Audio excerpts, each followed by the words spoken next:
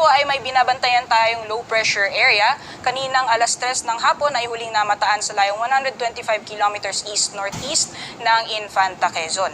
At sa ngayon po patuloy or particularly ang southwest monsoon po nakakaapekto sa ilang bahagi ng southern Luzon, Visayas at Mindanao area. So kung makikita po natin sa ating satellite image, may makakaranas po tayo ng mga kalat-kalat na mga pag-ulan sa malaking bahagi ng Luzon, sa Kabisayaan as well as sa northern section ng Mindanao, particularly dyan sa Zamboanga Peninsula at northern Mindanao dahil po sa combined effects ng low pressure area as well as ng southwest monsoon.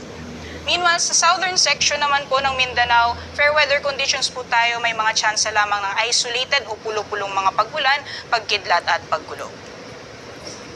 Alamin naman po natin ang magiging lagay ng panahon bukas sa Luzon area.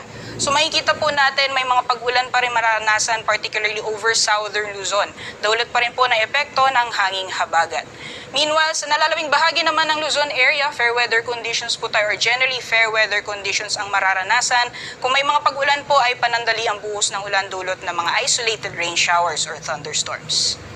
Sa temperatura naman sa ilang syudad dito sa ating bansa, for Lawag 25 to 33 degrees Celsius, 25 to 32 degrees Celsius sa Tuguegarao, 17 to 23 degrees Celsius sa Baguio City, samantalang medyo may kalamigan ang maximum temperatures for Metro Manila bukas na aabot ng 29 degrees Celsius. Sa Legazpi City naman 25 to 30 degrees Celsius, Tagaytay 22 to 28, and maximum temperatures for Kalayaan Islands as well as Puerto Princesa ay maglalaro mula 30 to 31 degrees Celsius.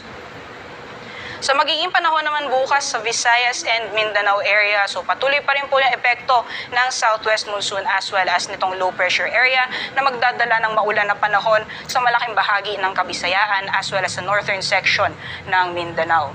Meanwhile, for temperatures naman, for Iloilo, 25 to 30 degrees Celsius, or particular yung mga syudad dito sa Visayas area, possible po na umabot ng 30 degrees Celsius ang maximum temperatures.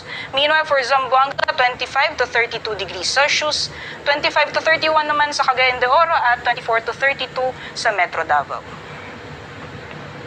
Sa kalagayan naman po ng ating karagatan, wala po tayo nakataas na gale warning sa anumang baybayin ng ating bansa.